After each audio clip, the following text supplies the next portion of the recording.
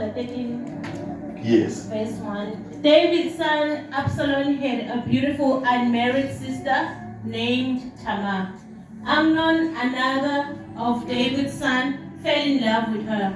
Okay. Sihamba step by step bazalwane. Sithi lana konke lokwenda go utendela wena. Noma ngabe umzala noma ngabe umusha, yonke into lo uyendako utendela wena. I decision lo ithatha lamuhla iyo affecta wena ngeke affect lamuhla kumbe ikungak affect kusasa, mara yona angeke uzi escape idota bazalwane I consequence yaloko lokwendako lamuhla. Each and everything lo decide kuyenda noma ngabe uyenda willingly noma uyenda bazalwane ngokufosterwa ngolomunye umuntu ukuthi uyende, but whatever lo uyendako ema consequences akhona ayenda. Lana sifunza bazalwane incwadi ya 2 Samuel chapter 13 kuthiwa lana kuna Tamari ngusesi bazalwane wa Absalom. Lo Absalom bazalwane ngumntwana wa Davide. Kuphindze futhi kuna Amnon. Lo Amnon naye ngumntwana wa Davide. Lithi iBhayibheli lo Amnon lona bazalwane waba nento lesibita ngesingisi ukuthi ilast inganuko kuhalela wahalela seswakhe lekatalwa kulaba kulomunye make kodwa bonke babantwana baDavide. Lithi iBhayibheli sekamhalelile wangagcini lapho bazalwane. La uqhubeka ufunza udova ukuthi inzaba yonke isukela tuketinkanuko isukela tuke last likhona bandla enzambama. Uma ufunza incwadi yabaseGalatiya ku chapter 5 iyakhuluma bazalwane ngezithelo tenyama, iphindze ikhulume ngezithelo tikamoya, zithelo tenyama lokunye kwako bazalwane tinkanuko. Uma umuntu ahlushwa tinkanuko kusho ukuthi akanamandla evelenyama, inyama yakhe iyambusa. Sitosho bazalwane ukuthi yonke into loyendako utendela wena. Sesitholile ke makharacter lamathathu, sina Tamari seswabo, sina Absalom bhuti wa Tamari, sina Amnon lekahlushwa tinkanuko. Asiqhubeke sifundzeni. He was so much in love with her that he became ill. Ngifuna bazalwane ukuthi nasaqhubeka leli gama lebalisebenzisile lapha bathe he was so much in love, kanti he was not so much in love because bazalwane incwadi ya John chapter 3 verse 16 ithi uNkulunkulu walithanda live kangaka ukuthi waze wanikela umuntu na umthanda bazalwane. Into yokuqala lokhombisa ngayo ukuthi uyamthanda uyamnikelela. Into na uyithanda noma isesitolo noma ngabe uthanda pizza noma ngabe uthanda makhekhe makokisi yonke into before uyifake emlonyeni uyayinikelela. Yonke into oyithandzako lento impahla lesitigqokile noma uthenge ngeaccount noma uthenge cash mara lokusalako ubhadalile likhona libandla bazalwane. So yonke into oyithandzako awuyithandzi nje uyayithandza bese uyayibhadalela. So lo Amnoni la uthe uyamthandza kodwa tento takhe dangasho ukuthi uyamthandza. Sifuna ukufundzisa abantu labasha kulamalanga lesiphila kuwo ngoba agqwele ema-teenage pregnancies ngenxa yokuthi abantu labasha aba-understand ukuthi bazalwane luthando alutifuneli kwalo. Kumba sibukeli kancane nje laphaya lomunye agijime kancane 1 Corinthians chapter 13 asifundzele from verse 4. 1 Corinthians chapter 13 asifundzele from verse 4. Lomunye nje noma ngabe ngibani lomunye 1 Corinthians chapter 13 asifundzele from verse 4. Sibe ukuthi what is the definition of love ngoba lithi la iBhayibheli Amnoni waba nokumthanda mara sifuna kulibona luthando ukuthi luyavela yini kulendeleka yindawo.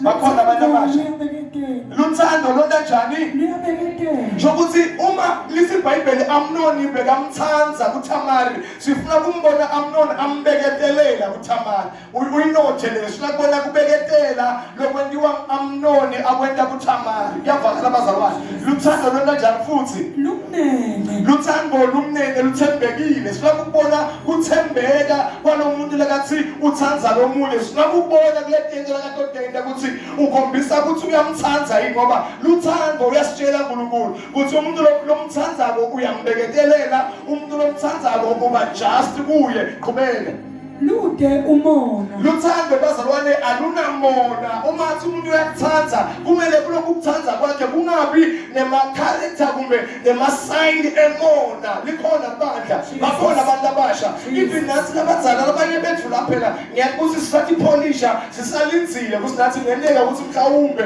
uma uNkulunkulu avumile mqotho kaNkulunkulu babesilika kube khona lesto qhuba naye malanga lasele lesto shusha naye size siyophumula angathi sikhona abazalwane akusisono lokho nakuthi uyagiva umuntu wemzalo no mina mfundisi wokushusha ngathi ngasamthola thandaza bese uyaphilungisa kahle nawuvuka ekuseni ubukeke ukuthi usafuna ukushusha nabantu abadala siyayikhuluma ukuthi umuntu akasuyakuthanda letimbawa tivele akakubeketelele akabe nebumnene kuwe and bazalwane akangafuni kwenta lokufunwa nguye qhubeka bamfundisi lude umona vele sesidlulile kuye yes luthando alutigabakisi yes futhi alutikukumeti yes luthando aluthathi ngalokungakafanele Jothi uma lo muntu uyakuthanda akumelanga kube na any action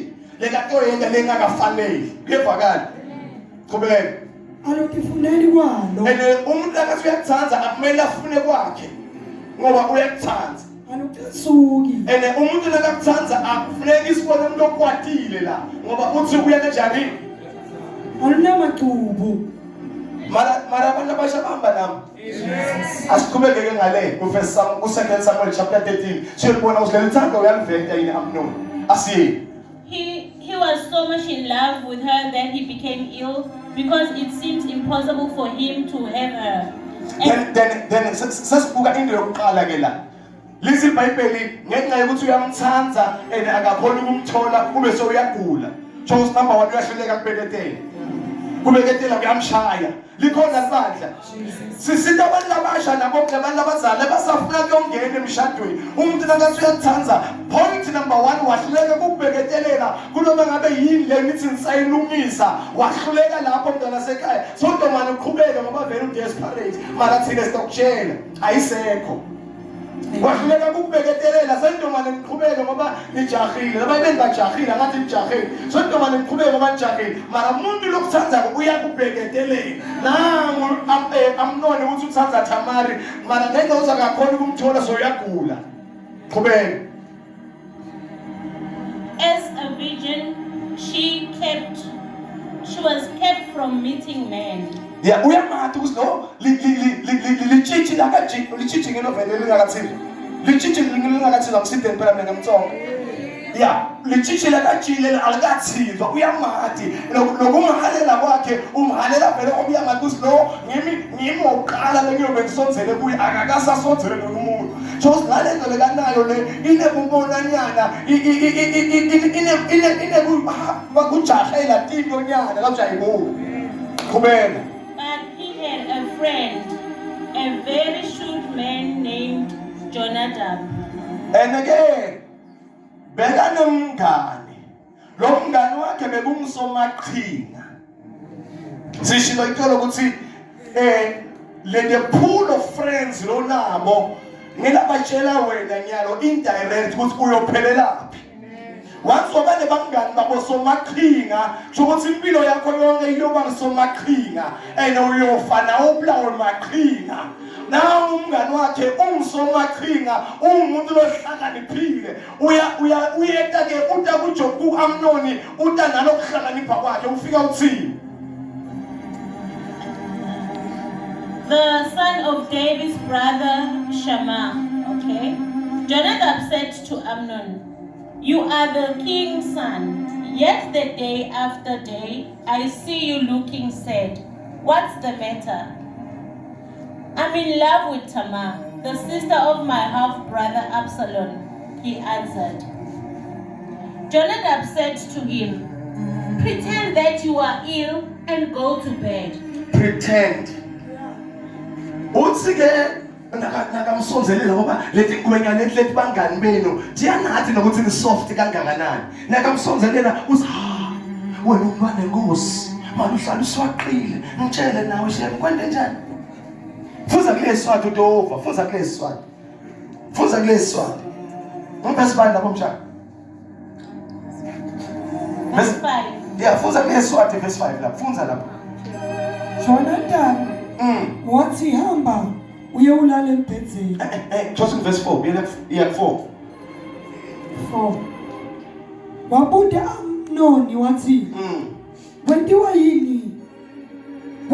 yini wena umfana enkosi yeah umntwana enkosi phela wena uyampraise uthi umntwana enkosi phela wena then naye sokufuna manje aqale react njengemntwana enkosi yabona labantu abafika ngokuthi awusikhokho wena awena isikhokho base bathi usikhokho nawe sekufuna act njengesikhokho bathi umntwana enkosi then qhubeka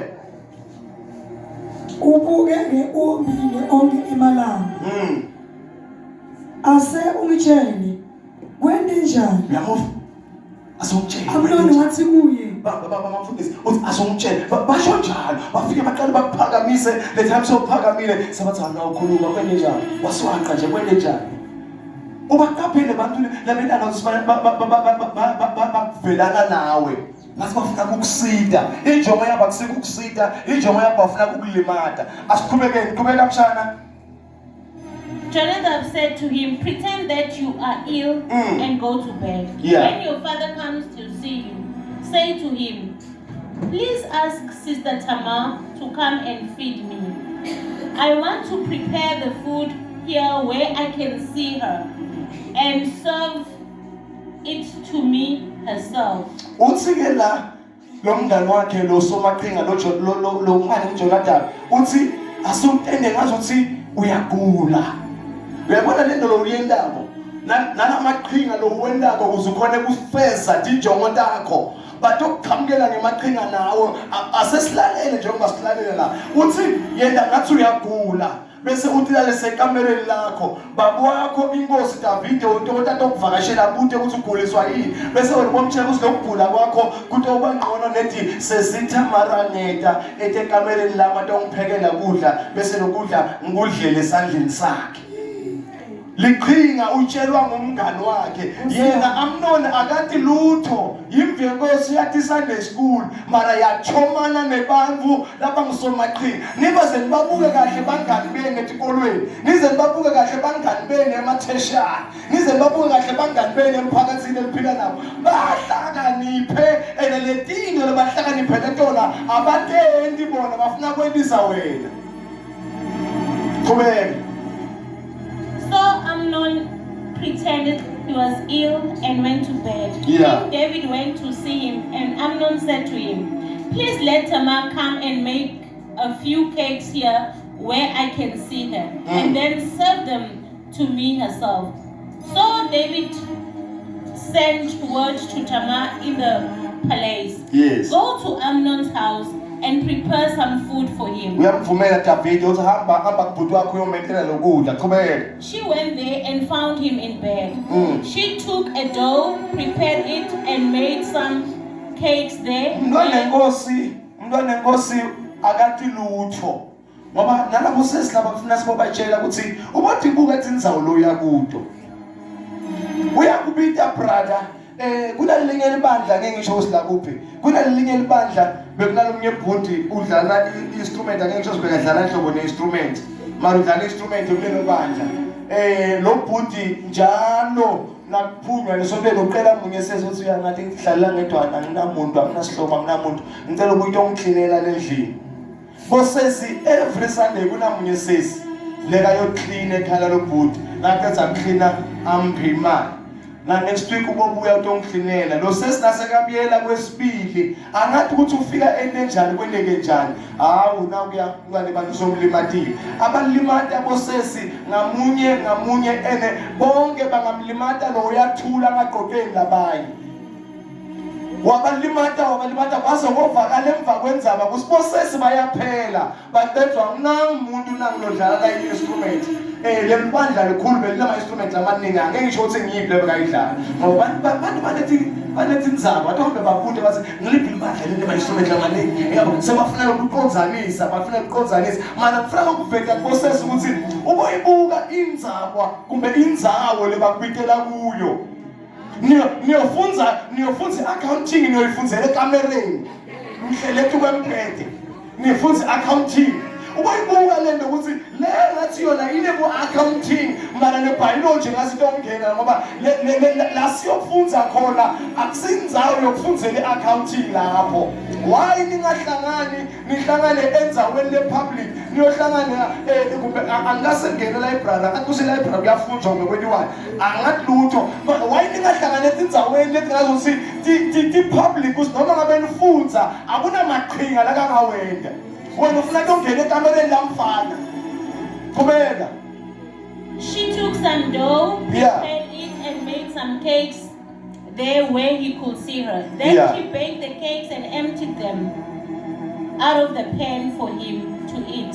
But he wouldn't. He said,